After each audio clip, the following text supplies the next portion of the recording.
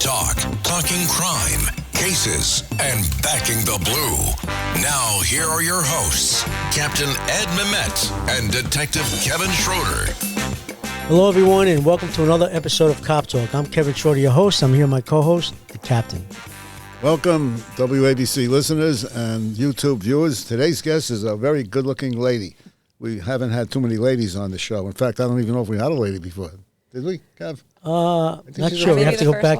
Okay, I like that. I'm glad she's on YouTube. Welcome. Our guest today is Ali Nigolian. Did I pronounce it right? Thank you. Ali is the Executive Director for the Nassau County Police Department Foundation, right? Okay. Correct. Police Foundation for Nassau County. Welcome, Ali. Thank you. Thank you guys for having me. I appreciate it. I'm happy to be the first woman. I'm usually the only woman in every room I'm in because I'm in, police world, and so it's not unnatural for me. Well, congratulations and welcome. Thank you. So, Ali, why don't you tell our audience a little bit about your background? Great. So I have been the executive director of the Nassau Police Foundation since 2011. I got involved in police foundations kind of by happenstance. In 2008, I was working on the Rudy Giuliani presidential committee. It was a very short-lived campaign, if we can recall. And when it was over, through the campaign, I had met a gentleman, a good friend, Larry Levy, who at the time was on the board of, it was then called the National Law Enforcement and Firefighters Children's Foundation. Now it's exploded, and they changed the name to the First Responders Children's Foundation. So I'm sure many people are familiar with them. And they needed somebody to help run the day-to-day as a part-time job. And so I said, sure. So I kind of fell into this law enforcement philanthropy, and I loved it. At the time, we were supporting all of the 9/11 families, which back in 2008, 2009, it was still obviously very fresh. So I got to work with all these families. We hosted great events, including our big Thanksgiving Day Parade event, for them. And I really loved the organization, but needed to get a full-time role. So I was going to school and getting my master's degree from NYU in nonprofit management. And when I graduated in 2011, through some donors that were in Nassau County, they came to me and said, listen, we're trying to start a police foundation. Would you be willing to come and help us? So I kind of naturally transitioned to Nassau County, helping them to kind of get their foundation started. And I've been there ever since. So it's been quite a long time now that I've been doing this. Wow. So basically that's how you got involved with the foundation as well as the Nassau County Police Department. Yes. Because New York City has one as well, correct? Yes. Two separate ones? Yeah, New York City has a foundation. I actually sit on the board of the National Police Foundations network. And so we meet annually to talk to all the other foundations about what's going on and trends in nonprofit police foundations. And what we've seen is everybody needs a foundation these days. Money for equipment is kind of going away because obviously, budgets and salaries are kind of taking away from what municipalities can do for departments. So we're seeing this burgeoning industry of needing foundations to help pay for things that departments need. So we've noticed almost everybody is trying to start a foundation if they don't already have one. And New York City was really the first in the 70s to create it, and everybody's kind of taking that model and worked with it ever since. Actually, my neighbor to the East Suffolk County just recently started a foundation, and I kind of helped them get that going because they too need money to help do things and build things that just the municipal government can't afford. Now, Ali, most of your donations come from, I guess, corporations or billionaires, millionaires? Yeah, well, most of our donations are from individual donors, some corporations in Nassau County. But luckily, Nassau County is a very philanthropic community and obviously very wealthy. So that's been, the driving force of why we've been successful is having, people in the community who love the police. They love their security. They know that their home values and their quality of life is based on, policing and safety. So they're willing to help, support us so that we can ensure that the department has all the equipment, technology that they need to keep Nassau County. We are the safest large county in America, I think 5 years in a row. And not only do we buy equipment, but we also do a lot of community programs that bring the police and, at-risk youth or people in need together. So not only are they supporting the police, but they're also supporting their community and those in need. So we do a lot of those events that we raise money for. Great stuff. Cap? I recall when the Police Foundation first started in New York, it was because the police department could not accept direct contributions from private people because it would be a violation of the law. Mm-hmm. So the Police Foundation became an intermediary where the money was given to them and they bought the equipment or whatever it had to do with the police department. Does your operation work the same way? Correct. So now people can give money to the foundation, and then we go and buy the goods that they need or the equipment that they need, or we do some refurbishing of departmental buildings and things like that. And then people get a tax deduction from it as well. So we're a separate 501c3 entity, separate from the police department, separate from the county. And people can make contributions, like I said, and then we buy the goods, and then we present the goods to the county legislature for acceptance. So if you know, how many police foundations are there in the nation? We actually are, it's funny, my group is we're trying to cultivate that list because we know the last time I think we had the list, there was over 400, and that was done like 5 years ago. So now I think we're probably upwards of way over 500. Whether they're large municipalities, departments such as, San Diego, New York City, but there's also very small ones. I helped Oklahoma City start a foundation a few years ago. Even small entities are starting foundations around the country just because they do need to see if they can get support from the community to help them get the equipment and things that they need to continue to do their jobs. So you mentioned before a national group. Is that what you're trying to do, create a national? We have a national group of police foundations that we meet, like I said, annually. We used to do it through the IACP, the International Association of Chiefs of Police, and now we kind of created our own group to do it on our own. Because, again, we find it beneficial to get together, talk about trends, talk about best practices, events, fundraising, things that we're seeing, nationally. A big issue now, I know, for a lot of my fellow foundations is helping departments to recruit and retention. We don't have that issue in Nassau, luckily, but around the country, the trending of getting people to become officers, being able to afford homes in the communities they live. So a lot of foundations are being started just to help departments, get people on the job. Do you get involved with any political issues or campaigns, anything like that? The foundation cannot. As a 501c3, we can't electioneer. We can't get involved politically. We just support the police department and whoever is leading the county and helping them to ensure that the county is safe. And did you have an association with the Nassau County Police before this? No. So you went right into the... just the National Law Enforcement Foundation. I don't even have any family members who are officers. Oh, wow. So really coming into this world, it was very eye-opening for me. And, unlike most people who kind of have that, trend or because of family history and law enforcement, I don't. But I found a passion for supporting our law enforcement and first responder families, and I really love what I do. So you interact with other, law enforcement foundations. Mm-hmm. Did you ever interact with the NYPD with Arms Wide Open? I've never dealt with them, just the NYPD Foundation. Yeah, that's run by Merritt Riley and Danny Sprague. It's a foundation run by two New York City cops who they raise money for law enforcement personnel who have children with special needs. Oh, wonderful. And they've been doing a great job, Also, another foundation that I'm involved in with Stevie Van Zandt, it's called Little Stevens Policeman's Ball. And what we do is we raise money each year. In December, we have a big event at the Mandarin Hotel here in New York. And we raise money for the Widows and Children of the NYPD, which is basically the Detective Endowment Association, Widows and Children, and also Arms Wide Open. We give them half and half. And that's great. Over probably 9 years, we've raised about over $2 million for them. That's wonderful. So it's a nice private event, invite only, but we've had some great support. And every year, if anyone's listening, we're always looking for a good honoree that could donate. As always, every foundation needs a good honoree who can donate. Exactly. Believe me. So can you get a picture with Stevie Van Zandt? Jeannie Kelly. You didn't mention her. Oh, Jeannie Kelly. Well, she's with the 9/11 Foundation. Yes, I know Jeannie. You know Jeannie Kelly? Yep. Yeah, Jeannie's a good friend. We were cops together back in the day in Midtown North Precinct. I actually just was texting with Jeannie on the way here. But she does great work. She does great work, and really great. We've had her on a couple of times, and I'm hoping to have her back real soon as well. With everything going on now, with the funds for the and not only that, mental health. I know I've talked to her a lot about officers' mental health issues, and that's another thing the foundation is committed to supporting.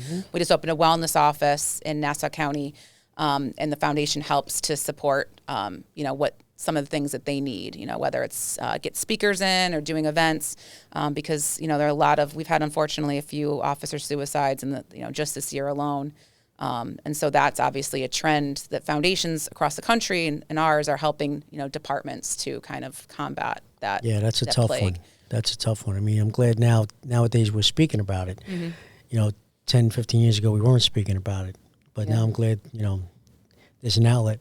This National Foster Care Month, Marine Toys for Tots is providing hope to children who need it most. Staff Sergeant James Caldwell, who grew up in foster care himself, shares that while handing out gifts at a Toys for Tots distribution event, a little girl looked up at him, reached into her bag, pulled out a stuffed animal and said, "Someone needs to make sure you get a toy too." That simple gesture embodies the heart of Marine Toys for Tots, ensuring every child, including those in foster care, experiences the kindness that can transform their future. Visit toysfortots.org today. Americans love using their credit cards, the most secure and hassle-free way to pay. But D.C. politicians want to change that with the Durbin-Marshall credit card bill. This bill lets corporate megastores pick how your credit card is processed, allowing them to use untested payment networks that jeopardize your data security and rewards. Corporate megastores will make more money, and you pay the price. Tell Congress to guard your card, because Americans lose when politicians choose. Learn more at guardyourcard.com.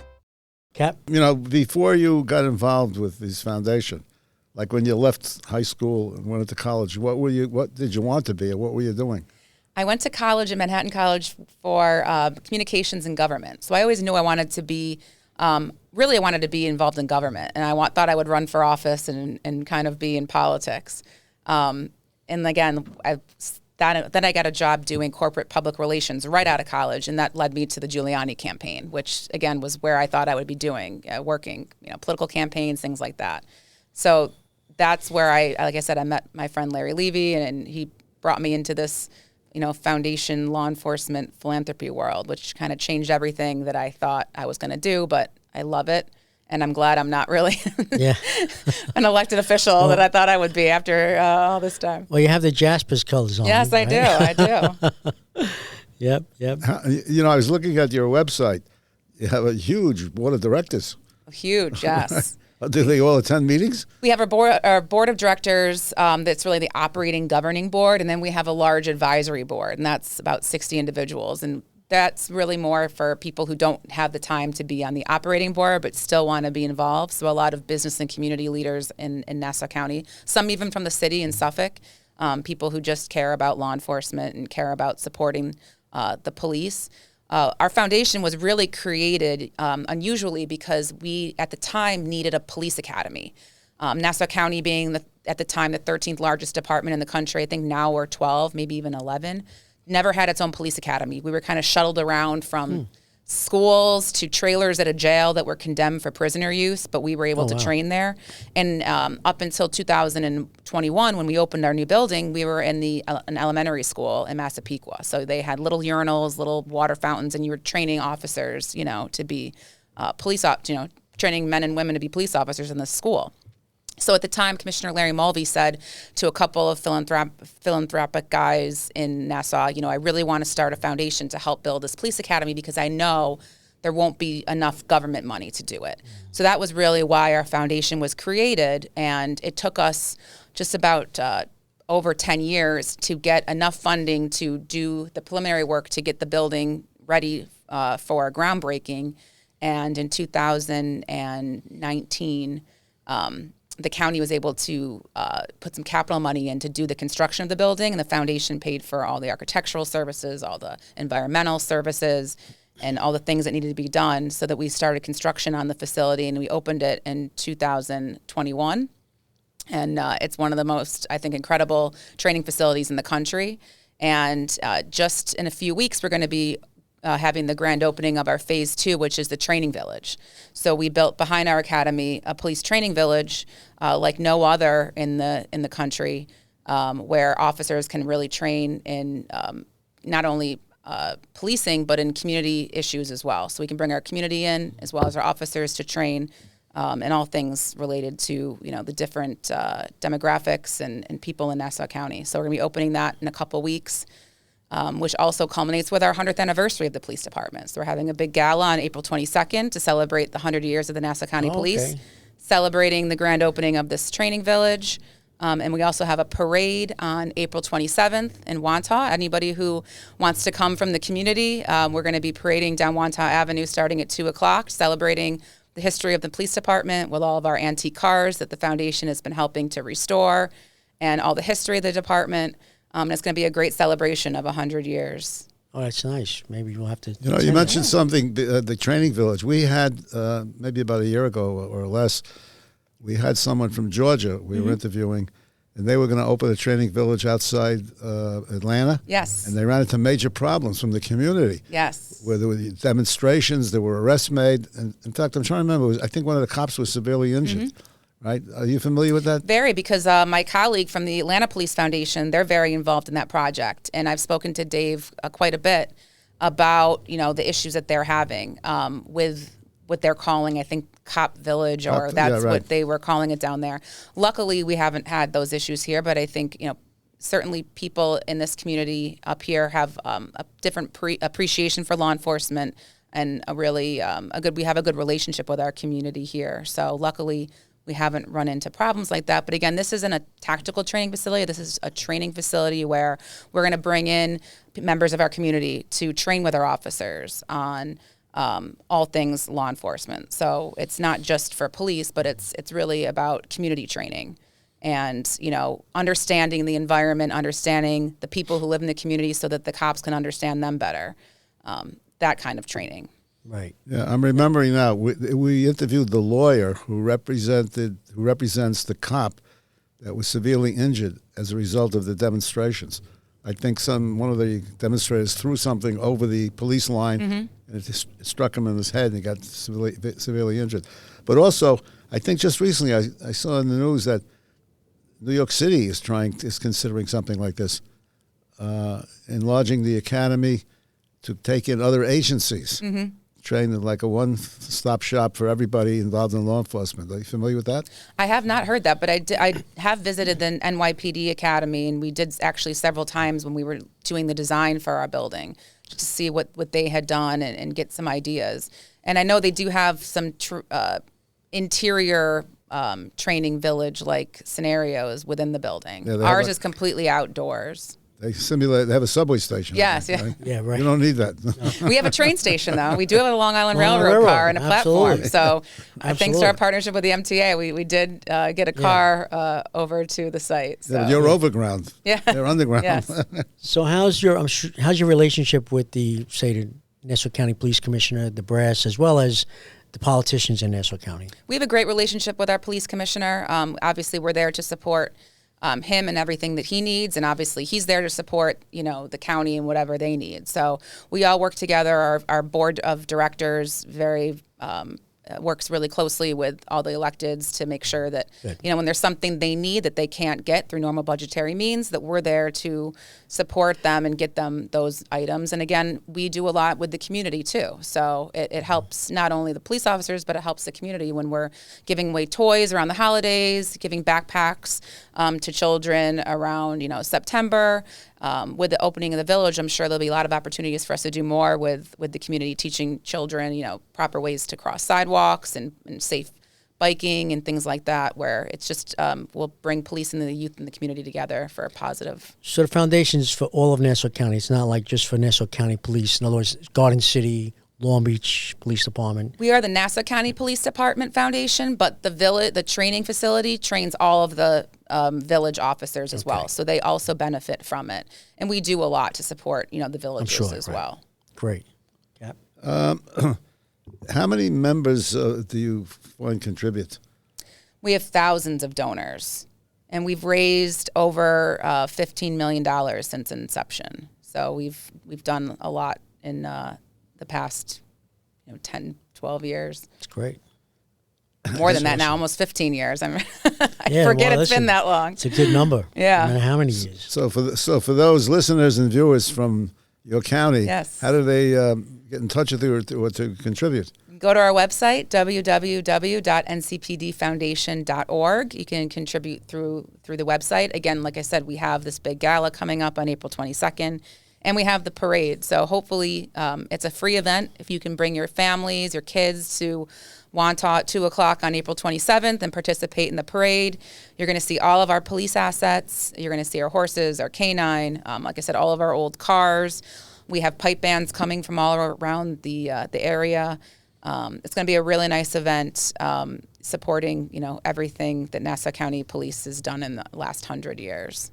I think half the Nassau County Police Department is formerly NYPD, yes. including the commissioner, yes. correct? Pat Ryder? We have a great synergy with, like I said, the NYPD. I've worked closely with the NYPD Foundation for various projects and things that maybe we can partner on, or certainly getting their advice and support on different technologies that they've done and use to help the NYPD. So, and even Suffolk, everybody works really well together. Obviously, the only way to keep the region safe is to have good communication and certainly good relationships. There are members of the NYPD in our academy and intel center, so the sharing of resources and things like that is very important, as everybody knows after 9/11. Yeah, of course. So Suffolk County, they have their own Suffolk County Police Foundation? They just started one recently, yes, that I helped them create, yes. Oh, wow. For the same reason we started ours. They saw a need that they needed funding to help do things that the municipal government couldn't fund, and so they needed to start one, and they did get one off the ground. Oh, interesting. Wow. Well, a major contribution that, as I recall, when I was in the police department, which was a long time ago, that the New York City Police Foundation got involved with was the protective vests. Yes. That was a big, big thing because the police officers didn't have them. Mm-hmm. And I think that was one of the first things they did. It was, absolutely. That's what they were started for, really, to buy bulletproof vests for officers. So do you have in mind something dramatic that you did for the Nassau County Police Department? Well, certainly the building, getting the academy built, even though it wasn't 100% funded by the foundation, it was created as a public-private partnership. So some government funding, some private philanthropy. That was really the culmination of why we were created. And that, like I said, we're going to be opening that this year.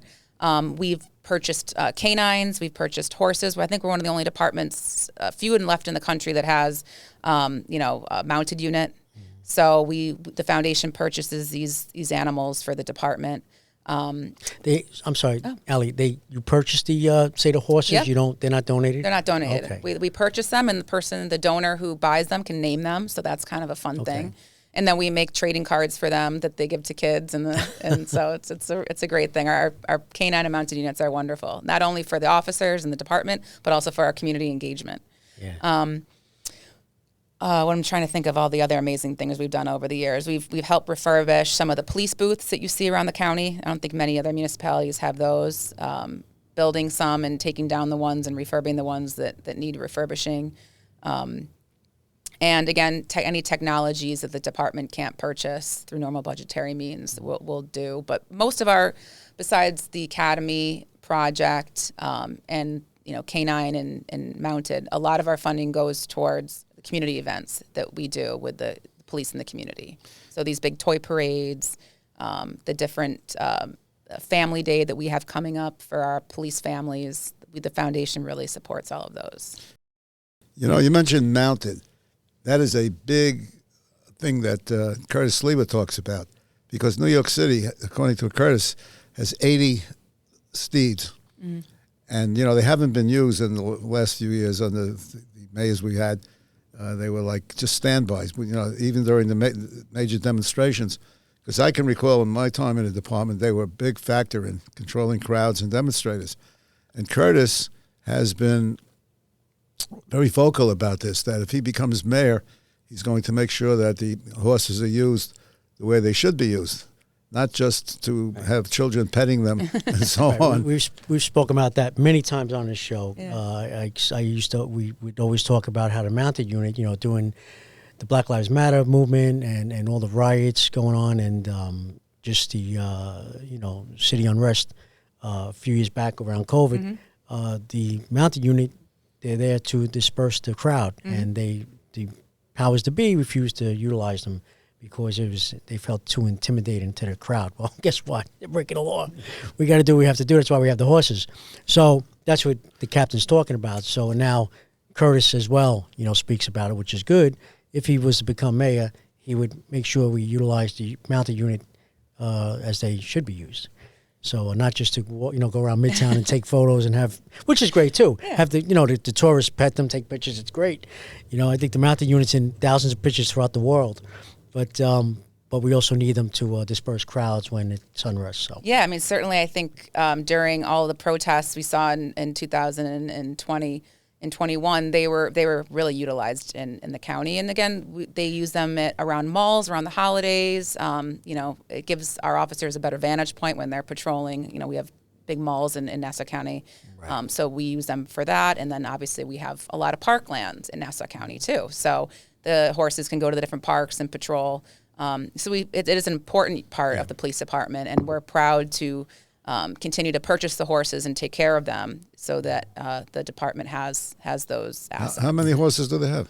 I believe right now we have 10. I could be wrong. We're actually in the process of purchasing, I think, 1 or 2 more right now. Some have had to retire, but we are actually looking for a couple other horses right now. Do you have a retirement farm like New York has? Sometimes, yes, they do find farms either out east or I think upstate that will take the retired horses. Yeah, New York has a place upstate that they retire the horses to. They supposedly live very good lives. Yes, they're very well taken care of, I'll tell you that. The Nassau County Police Department mounted unit, where do they train their horses? Or I should say their horses as well as the manpower. In Eisenhower Park, we have a stable nice. where they live, which is right in the park, which is great, nice park, and very convenient.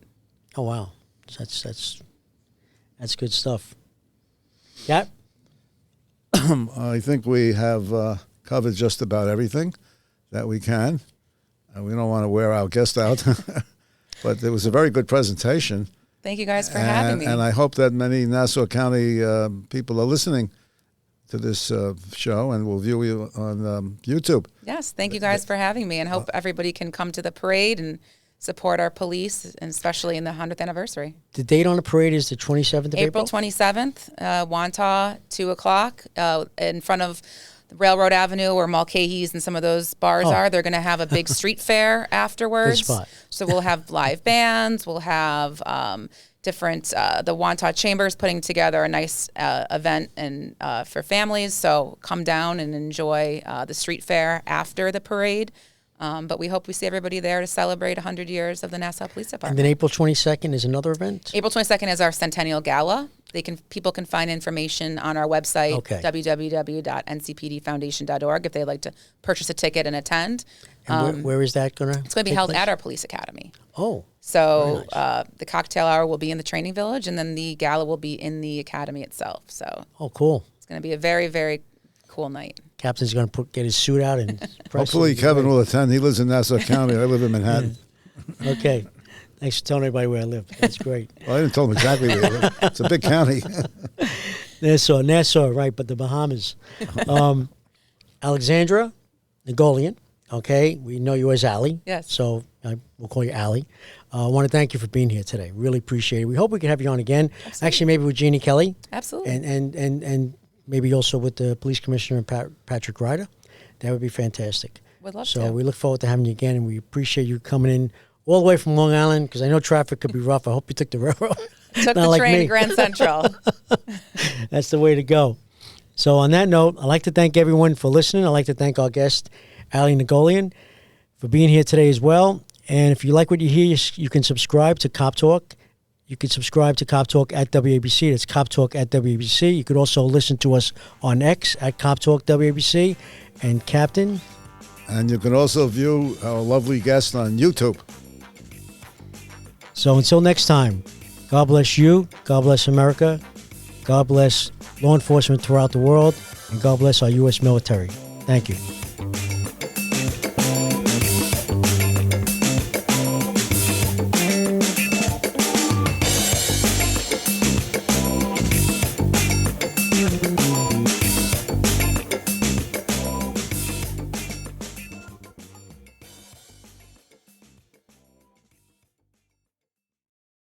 Hello, folks. Larry Kudlow here. Pay attention, because China is leading the largest anti-American alliance since World War II. One that's already dumped U.S. bonds, grabbed 43 million acres of our farmland, and is plotting to dethrone the dollar. That's why IRA and 401k savers are protecting their savings with gold. Please go to freegoldguide.com/Kudlow or just call 800-621-3908 for your free gold guide on how to protect your wealth with gold 100% tax-free.